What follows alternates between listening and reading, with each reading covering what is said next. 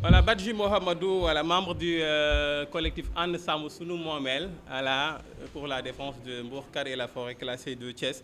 Donc aujourd'hui, nous venons adresser donc un message donc au chef de l'État pour lui dire que certes, il a répondu à l'appel ou bien à l'invite des Thiessois donc pour un Thiès meilleur.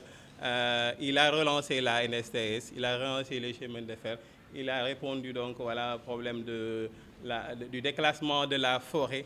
Mais ce qu'il n'a pas compris, c'est ce qu'il envoie toujours sur le terrain pour parler aux Thiessois et qui n'ont pas réussi. La défaite, les dernières défaites, je crois, de Benno Bokk Yakaar, je pense que le chef de l'État n'a pas compris. Aujourd'hui, les garanties politiques de Thiès, ce n'est pas Augustin Tine, ce n'est pas Abdou Mbaou, ce n'est pas ces lieutenants qui, il faut le dire, Thiès aujourd'hui a tourné le dos à Idrissa Seck, a tourné le dos à ces gens-là, parce que les Thiessois ne se retrouvent plus, donc voilà, avec ces gens-là. Donc je pense que le président ne l'a pas compris. Aujourd'hui, ce que Thiès a voulu, il l'a fait. Thiès, c'est la ville du rail. On a relancé les chemins de fer, mais tardivement. Aujourd'hui, on fait une nouvelle ville de 500 hectares. Vous voyez, 500 hectares, ce n'est pas n'importe quoi. Et on est désolé de voir, après le travail abattu, le chef de l'État qui était passé en février, il a remis lui-même des attributions à des gens qui étaient lésés. Donc je pense que cette dynamique n'a pas été suivie. Aujourd'hui, on nous parle de politique, de perdants, de gens qui ont jamais gagné leur bureau de vote, qui sont en train de distribuer comme des bonbons d'intérêt à Mbourkat. Aujourd'hui, tout le monde sait combien coûte une parcelle à Mbourkat, alors que c'est une nouvelle ville. Je pense que 500 hectares, au moins une moitié de la population donc thiessoise peut en bénéficier. Mais ce qu'on voit, c'est des gens qui sont millionnaires, pour ne pas dire milliardaires, qui aujourd'hui s'accaparent des parcelles du foncier de Mbourkat. Le message qu'on veut juste livrer, c'est juste pour dire au chef de l'État, il a fait un excellent travail. En tout cas pour Thiès, il y a beaucoup de routes, il y a beaucoup de projets. Thiès, c'est la première ville minière de ce pays, c'est grâce à lui. Mais aujourd'hui, il risque en tout cas que les Thiessois lui tournent le dos. Parce qu'il veut que Amadou Ba le succède. Mais aujourd'hui, je pense que le message fort des Thiessois lors des dernières élections est très clair. Nous ne sommes pas avec ce régime parce que nous ne sommes pas contents. Ils peuvent distribuer ce qu'ils veulent de Mbourkat. Mais dans quelques mois, ce qui va se passer, c'est un régime qui va tomber. Et un régime qui va tomber veut tout dire. On va tout revoir. En tout cas, tous ceux qui veulent acheter des parcelles Mbourkat, des politiciens, pour ne pas citer leur nom, sachez que ces terrains-là ne seront pas validés par le nouveau régime, une fois ce régime renversé, parce que ce pays-là, on ne va pas laisser que les gens s'enrichissent comme ça. Mbourkat, c'est une nouvelle ville qui a beaucoup de projets. On a vu le plan directeur, on a vu le plan de masse. Mais ce qui est désolant, que des milliardaires aujourd'hui, qui n'habitent même pas Thiès, qui viennent donc, qui prennent donc ces terrains-là et les revendent. Pas avec Macky Sall. On l'a montré, c'est les élections qui déterminent, c'est les élections. Les 2 dernières élections, on a dit carrément au président qu'on n'est pas avec vous. Peut-être qu'il a voulu corriger, il est passé au février dernier pour faire des relances, pour faire des activités.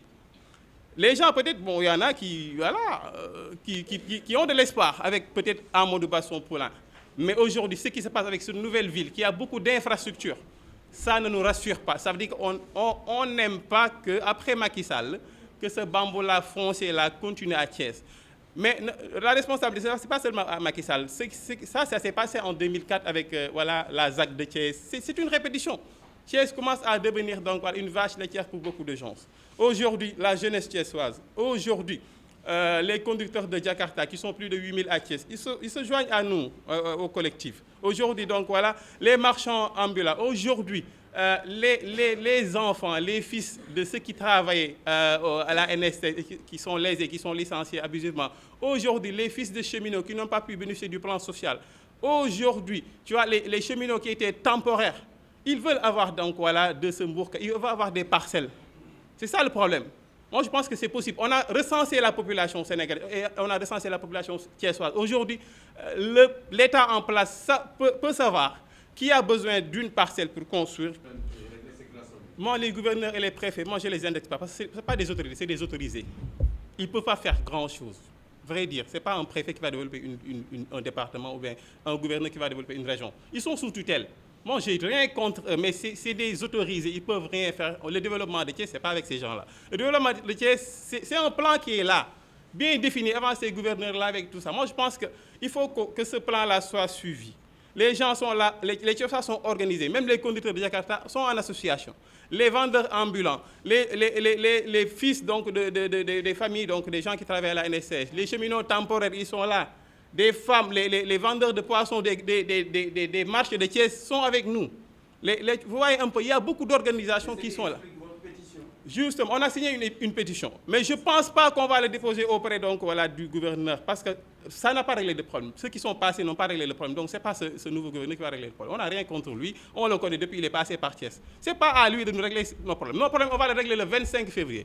Ce n'est pas compliqué. Qu'ils distribuent comme des bonbons, bourcades, c'est leur problème.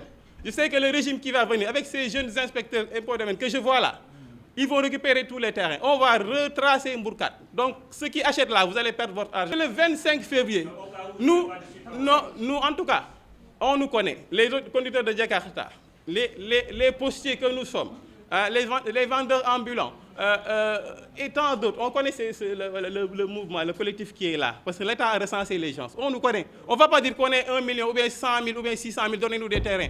On nous connaît. On a qu'à nous appeler, on a fait des dépôts depuis Thalesila. Il y en a même qui, depuis Diatara, en tant que maire intérim, qui ont déposé donc, des demandes pour Mbourkat. Mbourkat, ça ne date pas d'aujourd'hui, c'est depuis 1999. Donc l'État connaît tout, savent ce qu'ils ont demandé pour avoir des terrains. Donc ils n'ont qu'à satisfaire ça. Ceux qui veulent demander, ils peuvent s'approcher du collectif s'ils veulent bien. On va faire des dépôts collectifs. En tout cas, on n'a pas d'interlocuteur. S'il le rectifie, ce sera tant mieux. On va revenir à de meilleurs sentiments. Ce n'est pas des chantages, on va revenir à de meilleurs sentiments. Mais vraiment continuer avec un régime qui s'accapare d'une nouvelle ville, hein, des responsables, des ministres qui sont devenus courtiers fonciers.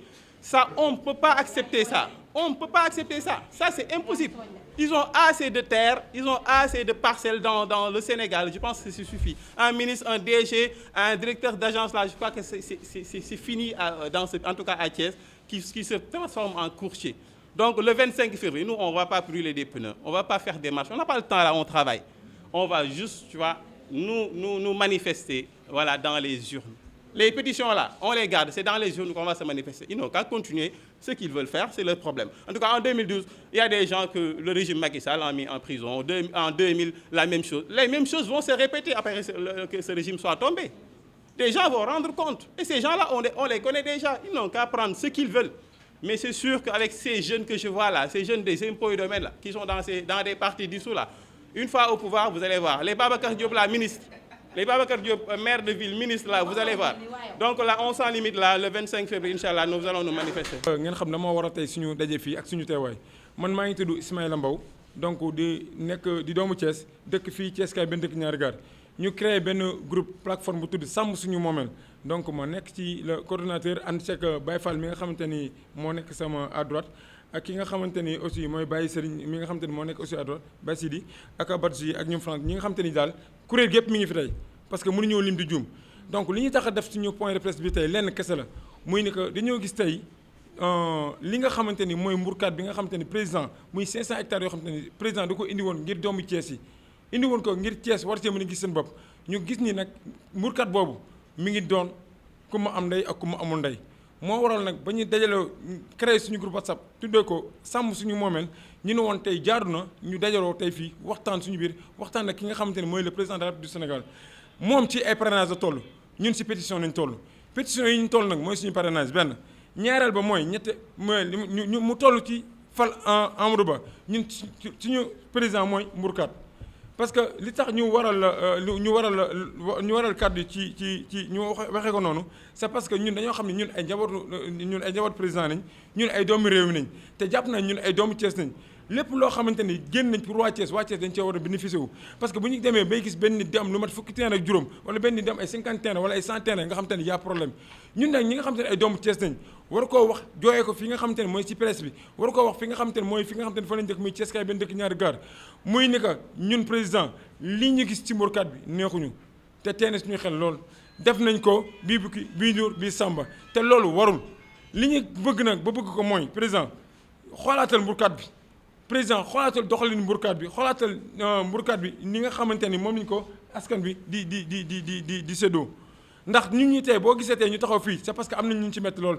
am na fa ay nit ñoo xamante ne ña nga fa dëkk fa depuis ay at yor seen i kayit te mënuñoo bénéficier wu ci mburkaat bi xam nga loolu du dëgg te du yoon.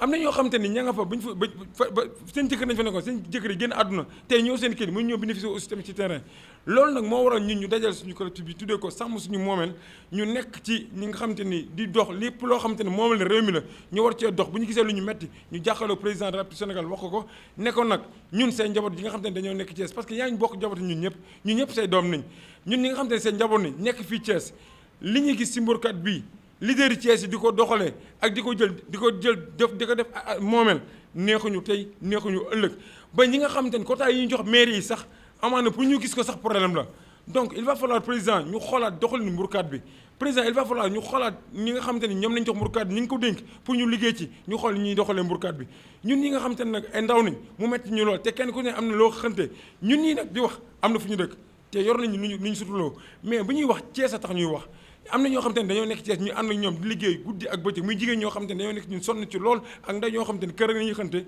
ñu jël mburkat bi di ko jox ay benn nit ay 20 parcelles ay 25 parcelles ay 50 parcelles ci benn nit loolu moo dul dëgg moo dul yoon moo waral nag ñu ñëw toog fii wax suñu doléance président de la République du Sénégal pour mu mën a xam ne kat carrément mburkat bii ñuy jox ñu koy sax-saaxe ñun nag loolu moo taxawoon suñu teewaay fii ñu war a wax président soo gisee tey acteurs yëpp a ngi fi même waa lamb ji aussi am na lu leen metti ba ñëw jooy nañ ñu ma ko wax nañ ma ko nee nañ le pourquoi Dakar am arena te Thiès mënoo am arena te mburkat bi loolu xaj na fi plus de 500 hectares nga indi ko pour waa Thiès kon donc jàpp nañu waa doomu Thiès yi waratuñoo jooy dara loolu mooy kàddu yi nga xam te ne dañ ko tëftoon di jàllale ko président pour à ce que mu jot ci pour mu xam ne kat doomam yi nekk jabartu ñu nekk Thiès am nañ ñu leen metti am nañ loo xamante ne kat kanam waaw lii nag lii ñu def nii lii lancement bi kese la film bi ñëwagul lépp loo gisu nekk ci benn ngay commencé parce que nit ki soo amee kilifa da nga xam da ngaa am kilifa ndax réew mi lu mu xat-xat ak lu mu métti xam nañu président mooy kilifa ñun am nañ droit alerté ko ni ñu koy alerté lii ni ñu koy alerté ne ko président seen njaboot sonn nañ seen njaboot am na lu ñuy metti dañuy wax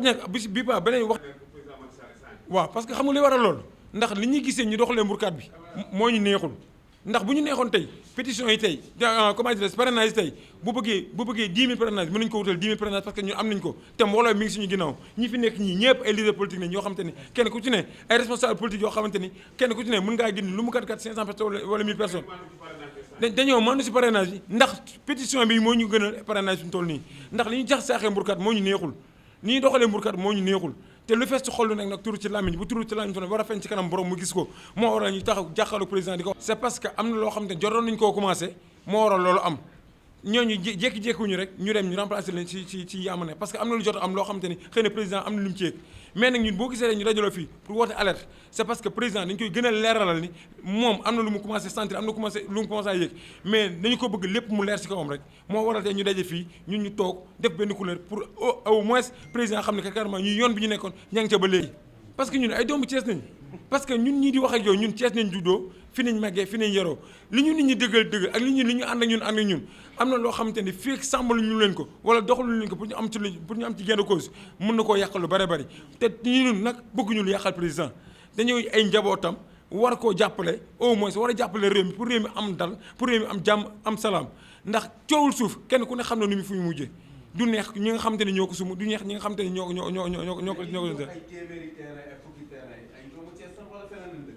si de biir réew mi am na ñoo xamante ni sax dëkkuñu sax ci réew mi li ma la wax dafa leer parce que man dëkkuñu sax Thiès te jàppoon naa ni lii nii njabootu Thiès ñoo ci waroon a bénéficier wu priorité yi doomu Thiès yi la woon parce que am na ñenn ñoo xamante ni tey jii nii dañ leen fi daan gis guddi nañ daan dugg guddi nañ daan génn ci lan di lépp xam nañ ci mburkat bi moo ko waraloon ñun nag ay doomu Thiès nañ kenn gënuñoo bëgg Thiès ñun kenn gënuñoo nekk ay Thiessois kon donc il va falloir président au moins comme ni ñu ko waxee ñii mu régler problème bi daa mënul dajal lépp parce que kenn ñëpp tamit mënuñoo am mais dafa am loo xamante ni tey jii leader politique yi nga xamante ni dañu fay nekk di si bénéficier wu am na ñoo xamante ni bénéficier ñu plus de ay 50 terrain te loolu moo dul yoon am na ñoo xam bénéficier plus de ay 25 terrain mais benn nit nan lay mën a yore ñu jox la 10 terrain nga xam te ne pour 10 terrain nga mën ko yor pour yow non mais xanaa dégg ko fu ma commencé léegi nee naa la am maire yi lañ leen jox pour mu askan bi gis ko benn askan gisu ko du ay pouvoir ak du ay opposition parce que injustice bi am ci réew mi moo war a dàq muy parti au pouvoir muy opposition bi parce que déjà maire yi nga fi tudd yëpp am na maire bu ci ne jot nga ko tax te amul kenn koo xam te liggéey nga maire wala kenn benn nit kuy bénéficié wu nga gis ko mu ni kat carrément man bénéficié wu naa terrain bi ci maire bi amul loolu moo waral nag ci ñuy jooy ñu koy jooytu di ko wax yi nga xamante ni moom suñ ko waxee président dina ko jot muy si muy ci comment dire si média bi